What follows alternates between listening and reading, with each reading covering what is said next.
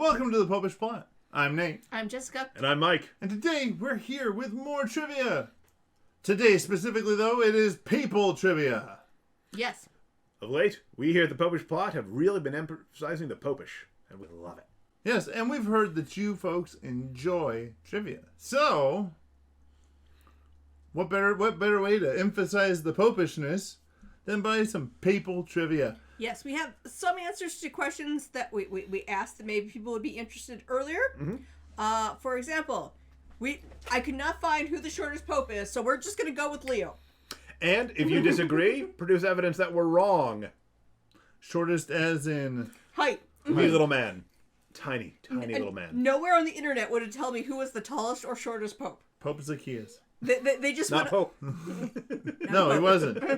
But we do know who was pope for the least amount of time, because that was another one. Because we had the one guy who was 22 days, and we're like, there's got to be someone shorter. And there is. There is. With 13 days. Wow. There's Pope Urban the 7th. I have to do a lot of math because everything's in Roman numerals. Didn't even make 2 weeks. Wow. Not even Pope for a fortnight. Yes. Yeah, so there's the thing. Blessed John Paul I, that seemed like really shocking. 33 days. In papal terms, no, that's fine. But it's all right. It worked out in his favor, because if he had KFC at the start of his reign, he wouldn't have gone long enough to crave it again. Also, for some of these, I looked at different sources, so they might be a blessed or a saint, and it's not noted just because the source just went with Yep, totally. And then we have the longest papacy that has an asterisk, because we can't 100% say, but we know that Blessed Pius IX was pope for 26 years in an additional bit that equals about 0.4 of a year. Mm-hmm. So 26.4 years, almost 26 and a half. Yes. However, most people agree that St. Peter probably was pope for the longest at between 34 to 38 years, depending on exactly how you measure, how long he was probably alive, plus at what point is he officially the pope, is it when it's like you are Peter, or is it at the point at which the ascension, so therefore he has the job of being the steward? Or was it not until Pentecost? Yeah. When he stood out before the city. Sure, absolutely, yeah. But yeah. Well, and that's part of it, is even though we don't have precise dates for Peter's papacy, people are going to be real reluctant unless somebody is pope for 40, 50 years to say that anybody has a longer reign than Peter. Yeah, it's like how no pope has had the hubris to be like, I'm Pope Peter II. Yeah, well, and of course that's... And nowadays all the people who are like, if you pick that name, that means it's the end of the world and you're the Antichrist, so you can't do it now. Well, yeah, that's with all the people believing that forged, prophecy of the popes. Yeah. So, but the average reign... Not legit, people. Get over it. Yes, the average reign for a pope is approximately 7.5 years. Huh. I imagine... So Benedict was in that sweet spot. I imagine a lot of the early ones, ruined the numbers, where it's like, you were pope for a year until the Rome found you. Yeah, you were pope for the 6 months that you were on the run, and then you were pope for the 6 months that you were on the run. Or that really bad period in the 900s when popes kept getting murdered. Not by the Romans. Well, yes, by the Romans. Yes, by Romans, but not by. But not. They lived in Rome. They weren't Romans per se in the way that we mean it. But yeah, but there's a reason why we call that era the dark times. We have more asterisks on the youngest elected pope. We of course have our fave Benedict IX, who was probably 20, but could have been as young as 12. That guy. There's Pope John the 12th, who was between 18 and 25. Okay. There's Pope John the 11th, who was around 20. So, depending on exactly how old each one of these three is the youngest popes. Mm-hmm. I'm going to go with Benedict IX, just because it adds to his story. Yeah, just because... That guy. He's the gift that keeps on giving, even when you don't want him to. We also have a question. No, when you don't want him to, he doesn't give. He just sells. And they call us takebacks. We have the oldest elected pope is also a question. There is a story that says that Pope, can you pronounce the name? Agatho? Was said to be 100 or older when elected. Wow. Dates range from like 100, 102 to like 108. Wow. Apparently, Boniface number 6 might have been around 90. Again, we talked about this with the passing of Pope Emeritus Benedict. It's like, just let me retire. I don't want to take on a new job. Boniface. Celestine III could have been 85 at the time. Mm-hmm. But we know for a fact that Clement X was 79 years and 290 days old when elected Wow. Pope. So we have a very exact date. So we Yeah. at least have that as, Wow. And then we have, Benedict XVI was, as far as we know, the oldest living pope, given that the one pope wasn't over 100 when he was elected. Yeah, the oldest confirmed age of a pope. Obviously, if Pope Agatho was elected when he was past 100, he lived longer. Yes. And also, again, barring that pope, the oldest living pope who was pope at the time of his death would be Leo XII, who was 93 years and 140 13th. days. No. Okay, 13th. Yeah. Math. No, that says 12. I typed it wrong then. I understand, but it's Leo the 13th. Okay. I had a lot of names. But anyway, That's right. And a lot of Roman numerals. Okay, so he's short, he's the first person to be on film, and he lived the longest. Okay. So here's a question, Jess. barring all those Well, other ones not, yeah. having been older. So The here's, oldest from death as pope. so here's a question. A lot of popes write a lot of things.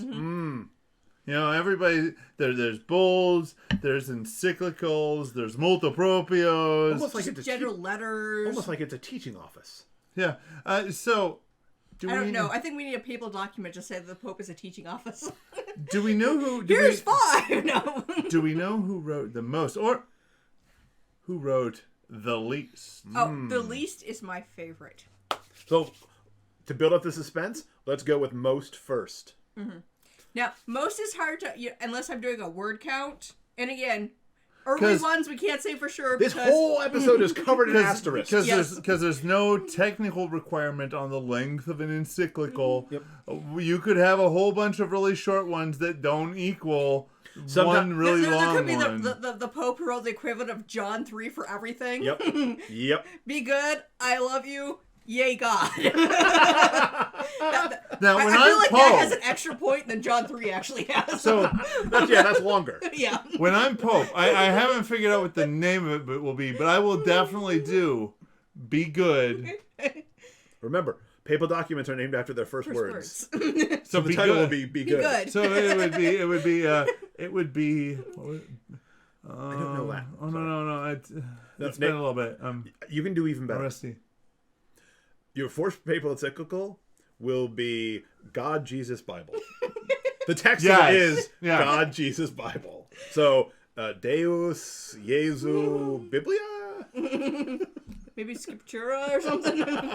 Anyway, the Pope who wrote the most encyclicals is Pope Pius XII, who wrote 41. Yeah. Sweet mercy. I looked, so I'm like, I assumed it would be like John Paul II. He'd been Pope for so long. Yeah. He wrote 14. Well, so Pius XII was Pope from 39 to 58. So he's Pope for 19 years. He's writing more than 2 encyclicals a year.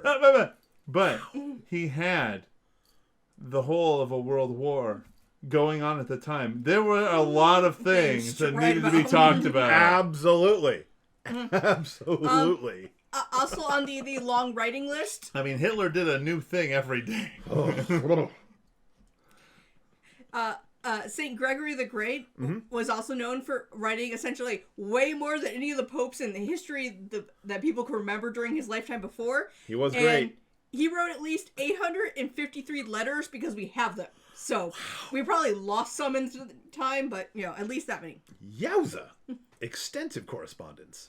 Okay, so that is the popes who have written the most that we can confirm. Again, whole thing is covered in asterisks. But But this is a solid fact. but who wrote the least? I love this fact. It is Saint Celestine V, who issued one edict as Pope. One edict.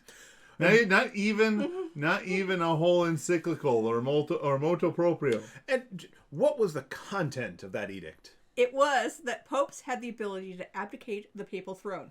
And I'm sure that has no relevance to the career of Celestine V. He, within like a month, then abdicated the papal throne. I firmly establish by my authority that a pope can abdicate. Bye! All right, you're the pope. I hereby abdicate. So basically, he did what CEOs in the early 2000s were doing, of writing themselves a golden parachute. And, Well, well, no, it wasn't like, no. It was Sorry, more. It was my more bad, like wrong Benedict wording. the 16th, where he's He like, wrote himself an exit. Yeah, well, I'm just no. It's Yeah. only because he was immediately imprisoned by Boniface VIII and died in prison. Yeah. Okay. Things didn't go well for Celestine V. But it was kind of like, Benedict the 16th, where he's like, I never wanted this job. They said I had You guys this made job, a mistake. You shouldn't have so done this. I just want to go and be like a monk or other quiet and contemplative person and not in charge. Well, my apologies. I used the wrong words. You didn't know. You meant no harm. He went to a cell. I meant he wrote himself an exit. Absolutely. Yeah. Well, no, he wanted it to be a golden parachute. He just wanted to go back to his hermitage. This was a holy dude. Mm-hmm. Alas, the Boniface who followed him was not. Yeah. Not as much anyway. Yes. But again, when a pope does something like that, when a pope institutes a new point in law, there's a very good chance he's going to make use of it. What is the point of making new law if you have no intention of using it? It wasn't a new point because, but he clarified. The early, couple hundreds they did it, but yeah. Yeah. Give this episode a like, subscribe to our channel, ring the church bell to be notified the next time we upload one of these fabulous plots. And until then, remember to live your faith. Love your faith. Share that love.